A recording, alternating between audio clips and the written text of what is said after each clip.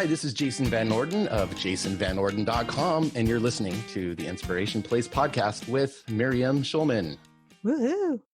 Very good. And your very nice Midwestern accent. Like my New York voice comes next. Sorry. It's the Inspiration Place podcast with artist Miriam Schulman. Welcome to the Inspiration Place podcast, an art world inside a podcast for artists by an artist, where each week we go behind the scenes to uncover the perspiration and inspiration behind the art. And now, your host, Miriam Schulman. Welcome to episode 0 of the Inspiration Place podcast. I'm your host, Miriam Schulman, and I'm thrilled that you have joined me today. Today, we're talking about what it means to have a signature style and express your voice, whether that is in business, music, or art. You'll get a sneak preview of future episodes. With me to co-host this episode is my mentor, Jason Van Orden. Jason helps thought leaders to reach a larger audience with their ideas, create new income streams from their expertise, and build business models that align their values and goals. As a consultant, trainer, and strategist, he draws from more than 14 years of researching top internet influencers and experimenting with his own personal experience. His experience includes creating multiple successful brands, launching over 60 online courses, teaching more than 10,000 entrepreneurs, generating $6 million in online course sales, damn, Jason, and 8 million downloads of his podcast. His mission is to help visionaries with impactful ideas to connect with the problems they can most uniquely solve. Welcome to the show, Jason. Hey, Miriam. Yeah, it's a pleasure to be here. Thank you. Okay, so here's the plan. But what I thought would be kind of interesting, kind of what your whole messaging has been, like our work together is talking about how to find like your signature voice. Mm-hmm. And that is something that artists are always thinking about as well. So I just thought it would be kind of cool to have a conversation about how artists have to find their signature voice in the same way business and thought leaders also have to find a signature voice. Sound good? I love it. In fact, I have a good story to start out with that kind of sets that whole thing up. Oh, perfect. Okay, great.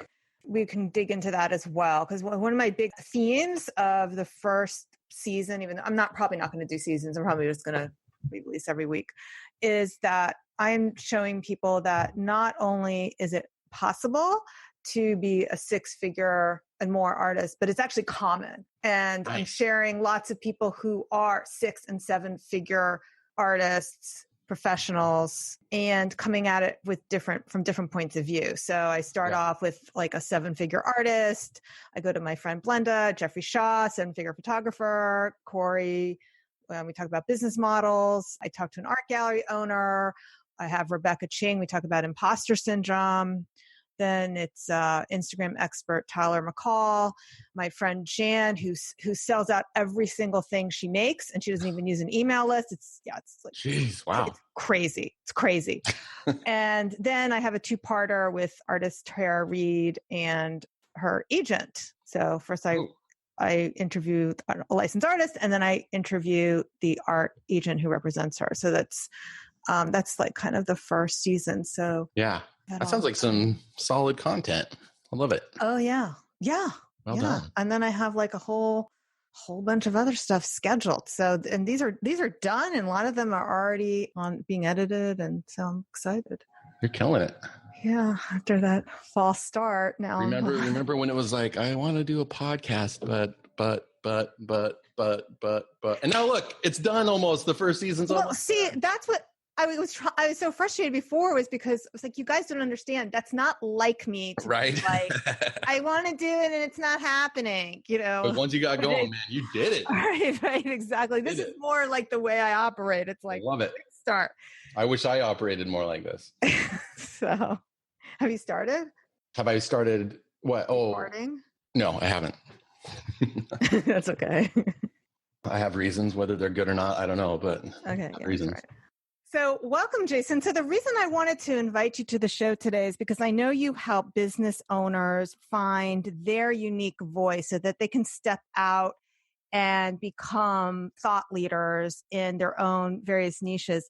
And I was just thinking about how similar that is to artists who really have to, once they've learned and mastered the craft, they have to develop their own signature style, because you really can't get to the next level if you're still painting things that look like your teachers. So I was just thinking about the similarities between being an artist and the art of being a business leader. Yeah, I don't have to tell you, this is a topic I love talking about. And it kind of goes back to something I learned from Britney Spears' vocal coach back in, 2003. And I was in a rock band with my wife. We were very serious about our music, and we would go to conferences. I mean, just like we go to conferences now as entrepreneurs, I would go to conferences, as a musician, a hopeful rock star, so to speak, and learn from, the luminaries of the recording industry and, what does it take? What does it take to make a living with your music and be a star or whatever? And so my wife and I were at this one particular conference, and we were sitting in the audience listening, and it was vocal coach who was speaking. I don't remember exactly what the topic was, but this is a vocal coach to Britney Spears and Gwen Stefani and all kinds of people, even to this day, Jack Black and so forth. And she started telling a story about, here's what it takes, or more just sharing an analogy of what it takes to really, stand out and become, reach that point of attention and stardom where you can make a healthy living from your music, your creativity, your ideas. And she said, I've worked with a lot of stars, and I've worked with a lot of really, really talented singers. I've worked with talented singers who never get really seen at all. And then I've worked with Britney Spears, who at one point was the biggest pop star on the planet. And so she said, well, I'm going to tell you what it is that set apart for these two people. It was clearly not skill. Though they all had, obviously you do, like you said, have to master your craft to a certain level to be at least create a minimum level of quality, right? But she said the thing that sets apart the ones that really, reach a level of attention and stardom is that those people, they know what it is about themselves that is really resonant and compelling and interesting. And, it's usually not, it can be stylistically in their voice, but a lot of times it's also a lot of other things, their personality and their look and kind of how they show up and how they talk about things. Maybe they have a point of view on stuff, and they take those things about them that are the most unique, and they just crank them all the way up. They turn them up to 11, which is a musician's joke from a mockumentary called Spinal Tap, where the guy, love that one. Yeah, where he has the guitar amp. Turn it up to 11. 11. The guy's like, well, why isn't it just, why not make 10 louder? Just go to 11. No, because 11 is more. Yeah. But yeah, that's stuck with me ever since then. And I started applying that not only to my music back then, but to entrepreneurship and sharing my ideas online. And that was, to know, well, what is it about me that people, that there's a unique value there, that people like how I show up, my ideas, the way I think, the way I make them feel, the way I make them think, or whatever it is. And whether that's, thought leadership, writing a book and teaching, coaching, consulting, whether that's creating art, creating music, anything where you're creating, right? It does come down to your voice is that thing that, it's the thing that only you can bring to the world. But it takes some time to find and unlayer it and kind of identify it. And then I'd say it takes even longer to learn how to really own it and embody it yourself to a level that now the world sees it and you unabashedly share it, so that people they have no choice. At least the people who are going to resonate with you have no choice but to take notice. And I know that later in your podcast, you have an interview with Rebecca Ching talking about imposter syndrome, which is, a bit of that owning your voice and no, this is a point of view that only I can bring because of who I am and where I come from and what my background is, what my values are, what I want to say. Yeah, why I love this topic so much, because I do believe everyone has a point of view to find. What I've noticed, and I don't know if you agree with this in those different applications, but with art, a lot of it is really recognizing that what sometimes people self-criticize, the things that they think are wrong are usually what makes them right and what makes them different. Yeah, you know what? That is so true. And that's why, I think I think that is one reason why people hesitate to own or see their voice, is because for whatever reason, the world has kind of often does train us to vilify us for those things. And, because they were threatening to people. Often those things that do set us apart are threatening because the world, society wants everything to kind of be this homogenous homeostasis. And so when we start standing out, it's no, come back down. Right. And when I remember when I was first starting out, I would look at other artists who were creating similar art than me. And I think, yeah, but I'm Jewish and I'm from New York and they're these pretty blondes from the Midwest. I'm like, I don't fit in. But those are the things that when I finally embraced it and stopped trying to hide it, then I found my people and my tribe and found the people who loved that about me, like my humor, my New York sense, like that only I can bring to the table that these other people don't have. I mean, they're great, but we're different. So it's like being able to embrace those mistakes or things that you might be, it's not really mistake is the wrong word, but the things that make you different and be able to embrace that as not being wrong and hide your difference, but to, like you said, own it and really elevate it. That's what people are going to be attracted to. Well, I like that you said mistakes because often we are made to think that it is a mistake or a weakness, something to be, quashed and pushed out. And yeah, the trick is to start seeing. And the second thing that happens is even if we do see it as something that, let's say that you get past some of that imposter syndrome, or that you're fortunate to not have had it really cranked up by your experiences in the past. The second thing that gets in the way is that we start thinking, well, they're just commonplace. Because it's easy for us to show up that way. It's easy for us to have that point of view or to do that thing. It must not have value. And the other thing that society teaches us is like, well, for it to be a value, there must have been blood, sweat, and tears and effort. And, I don't know if that's like a Depression era thinking that's still passing down through baby boomers and Gen X. And maybe it's the millennials who are finally shedding that. And that's why they're so driven by meaning and things. I don't know. But so whether we're vilified and so see it as mistakes, weaknesses, or we just devalue it because it seems easy, you got to start recognizing, well, yeah, it's easy for you. Right. And then a lot of I don't want to say the average person because, that makes it sound, but just like everyone else, or the majority of people, that way of thinking, that way of filtering the world, that way of curating experience, and, whether it's an artist or anything else, it's not something that easily comes to other people that way. Yeah. And that's something that a lot of artists struggle with, especially when it comes to pricing their art, because when something comes easy to them, they don't value it as much. And that was something I had talked to with one in my future episode with Jeffrey Shaw, who he coaches photographers who want to switch to that back-breaking wedding photography gigs every week, and suddenly they're getting paid twice as much to do a family portrait photography shoot that feels easy, and I don't know if they feel guilty that they're getting paid so much for something that feels easy. But I'm glad. Yeah, I think that's true. I think there is guilt because it's easy. I think that's true. And we were taught that, if we want to make money, we have to work really hard at it. So if something feels easy, then we don't value it as much. Mm-hmm.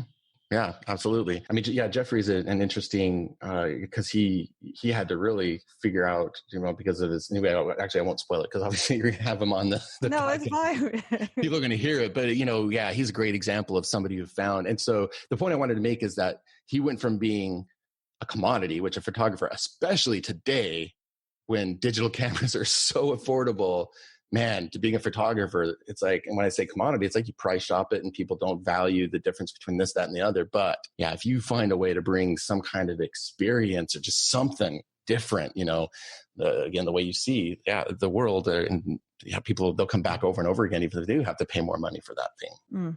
So one thing I would also bring up about this is that, people might be hearing us talk about this and wonder, like, well, how do you even find out what your unique genius and voice is? And in art, it probably can't, I don't know, it's such an intangible thing. Actually, it's an intangible thing in creating, writing books and thought leadership and things as well. One thing that I would say that is really important is to talk to the people who do value or have had experience or opportunity to value what it is that you do and create.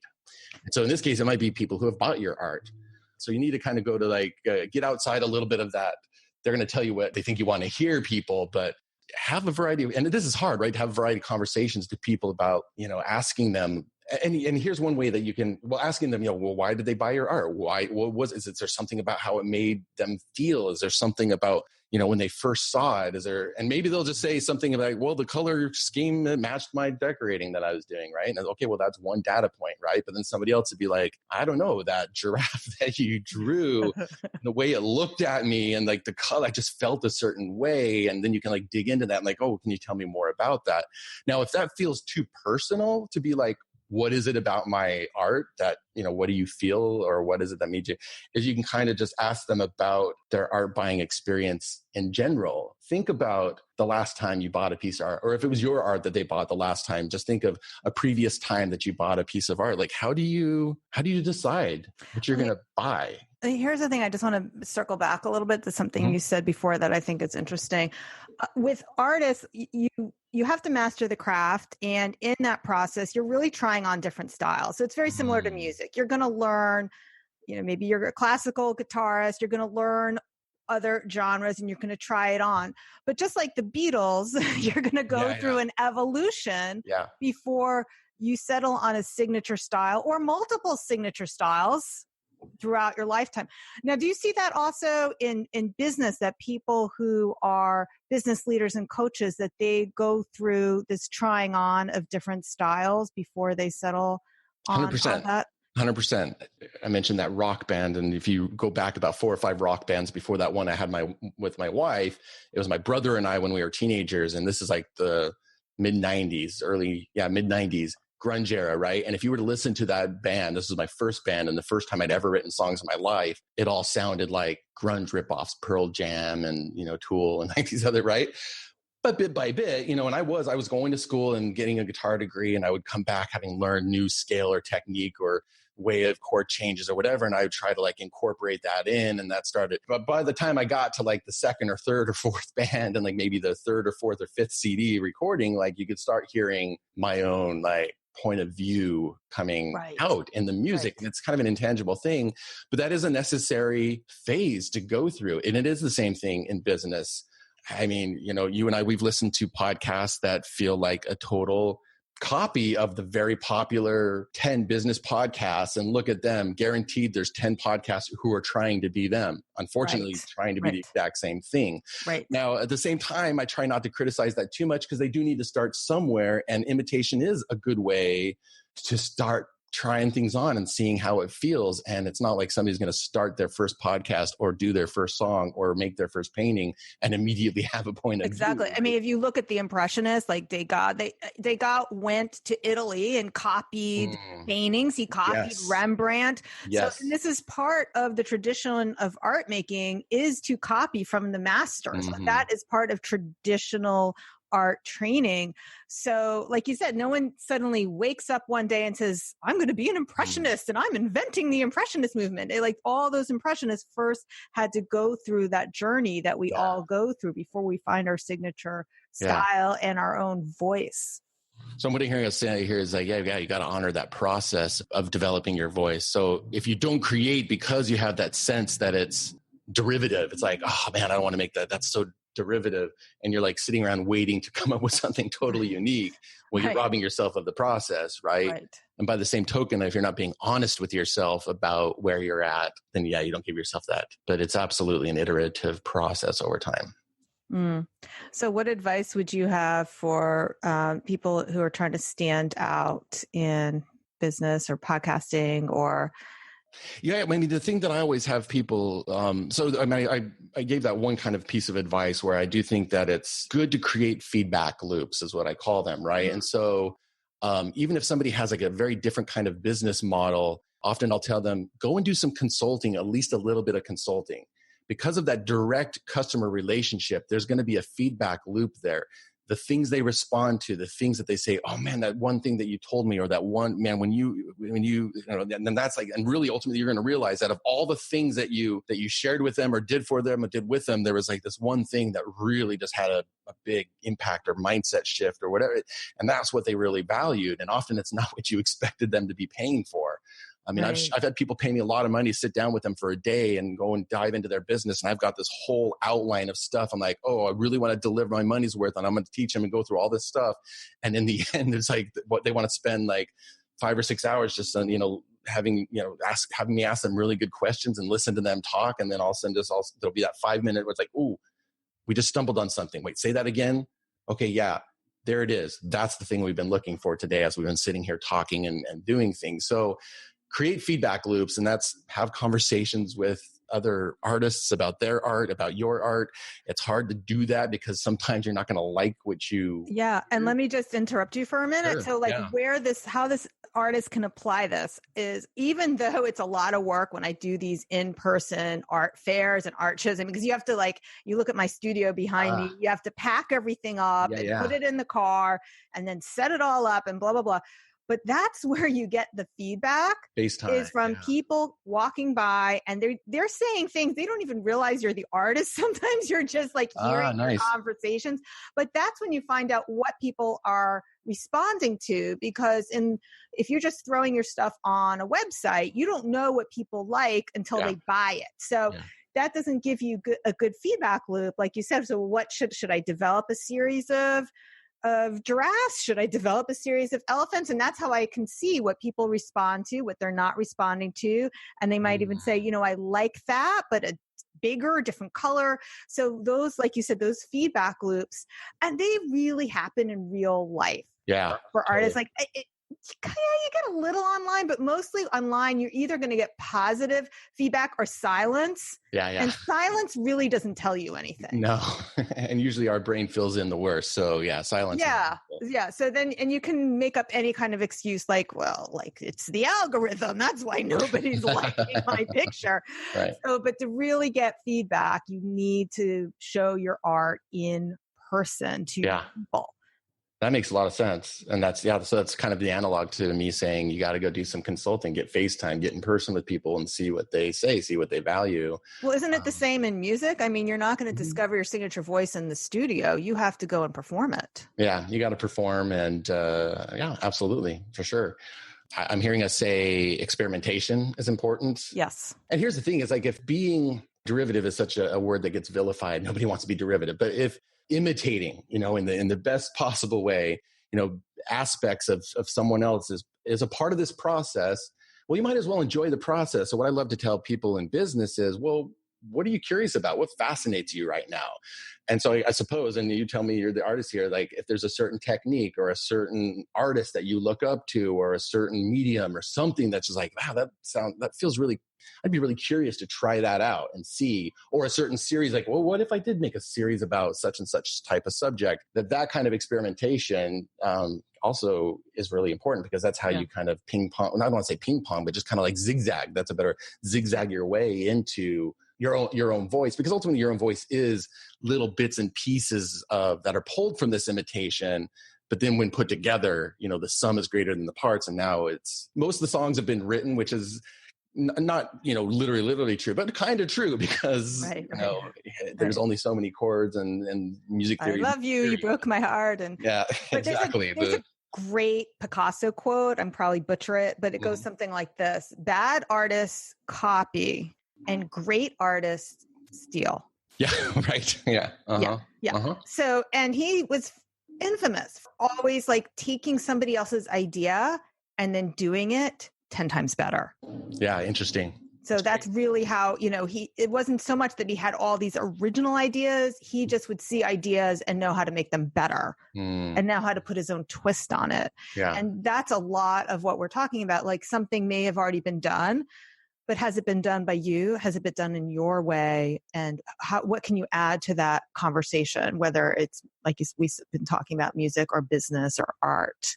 And so I think my point here, and I love that quote, I think my point here is usually when people are deciding what to imitate, they're looking at, well, what's most popular? And I'll imitate that. Right. Or so they look at the top 10 podcasts or the person that they just really love and adore and go and copy that, because it's well, that's popular. So maybe I'll be popular too. Right. And I think asking ourselves, well, what makes me curious? What would be interesting to me? Kind of turning back inwards as opposed to outwards for the clue, is that way it guides you to imitation that really is based on your own intuition. Because I think our curiosity is one way that our intuition speaks to us. And so if your curiosity is pulling you in one direction, listen to that. Don't listen to the top 10 charts. Don't listen to, so-and-so just made 7 figures. Listen to your curiosity and then go. And Picasso wasn't copying what was most popular. Right. He was taking unpopular new ideas, avant-garde ideas, And Nice. then he made it popular by making it accessible or adding that little twist to it that suddenly people got what was trying to be said. Love it.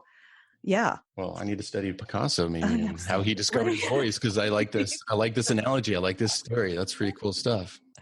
All right. So we need to wrap up, Jason. What else would you like to share with my audience before we say goodbye?